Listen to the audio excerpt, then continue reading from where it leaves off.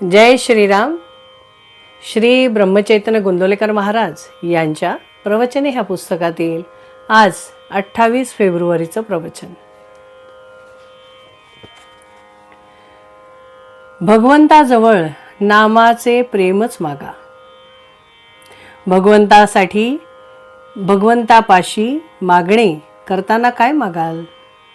तुम्ही त्याच्याजवळ नामाचे प्रेमच मागा, दुसरे काही मागू नका. देवाजवळ मागणे मागताना चूक होऊ नये. एखाद्या शिक्षकाने विद्यार्थ्यांना वर्षभर उत्तम रीतीने शिकवले. परीक्षेच्या वेळी परीक्षक कोणते प्रश्न विचारण्याचा संभव आहे हे सांगून त्यांची उत्तरेही सांगून ठेवली.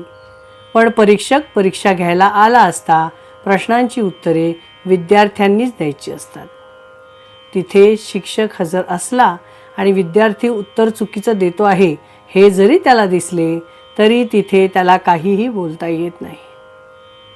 तशी माझी स्थिती आहे. म्हणून मागण्याचे काम तुम्हालाच करायचे आहे. तेव्हा त्यावेळी चुकीने काही भलतेच मागू नका. एवढ्याकरिताच हा माझा इशारा आहे. कोणतीही परिस्थिती असली तरी त्यात भगवंताचे स्मरण ठेवावे, म्हणजे बऱ्या वाईट गोष्टींचा परिणाम मनावर कमी होतो. मनुष्यावर संकटे आली की तो घाबरतो, परंतु परमेश्वराचे अस्तित्व मानणाऱ्यांनी तरी असे करणे योग्य नाही. एखाद्या लहान मुलाच्या बापाने डोक्यावर पांघरुण घेऊन बागुलबुवा केला तर ते मूल भीते, पण पांघरुणाच्या आत आपला बापच आहे असे त्याला जेव्हा समजते तेव्हा तो घाबरत नाही. त्याचप्रमाणे प्रत्येक व्यक्तीने आपल्या बाबतीत घडणाऱ्या बऱ्या वाईट गोष्टी परमेश्वराच्या आणि आपल्या गुरूंच्या इच्छेने होतात याची जाणीव ठेवावी, म्हणजे त्याला भीती वा दुःख वाटणार नाही. तसेच चांगल्या गोष्टी घडल्या तरी त्या बाबत आनंदातिरेक होणार नाही.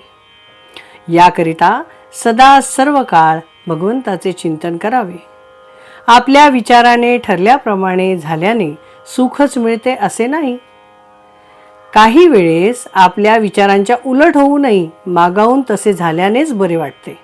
म्हणजे कोणत्याही गोष्टीचे सुखदुःख तात्काळ कळत नाही हेच खरे. म्हणून जरा वेळ थांबून सुख किंवा दुःख मानूया.